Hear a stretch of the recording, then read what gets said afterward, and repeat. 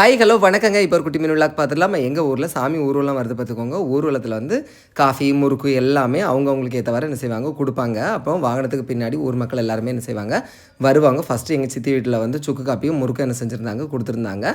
அது கொடுத்தது ரெண்டுமே எங்கள் மாமி தான் பார்த்துக்கோங்க. அப்படியே ஊர்வலம் என்ன செய்கிறேன் கிளம்பிடும். அதில் டான்ஸு நையாண்டி மேளம் அப்புறம் பொம்மை ஆட்டம் அப்புறம் தாரை தப்பட்டை எல்லாமே ஊர்வலத்தில் என்ன செஞ்சுட்டே இருக்கும் வந்துக்கிட்டே இருக்கும். எல்லோரும் சேர்ந்து ஜாலியாக என்ன பண்ணிகிட்டு இருப்பாங்க என்ஜாய் பண்ணிகிட்டே இருப்பாங்க. அப்படியே ஒவ்வொரு வீட்டுக்கு முன்னாடியும் சாமி ஊர்வலம் வந்து நிற்கும் பார்த்துக்கோங்க. நிற்கும்போது முறுக்கு வடை எல்லாமே கொடுத்துட்டே இருப்பாங்க. இங்கே வந்து ஜூஸு அப்புறம் ஜிலேபி எல்லாமே கொடுத்துருந்தாங்க. எல்லாமே குடிச்சாச்சு பார்த்துக்கோங்க.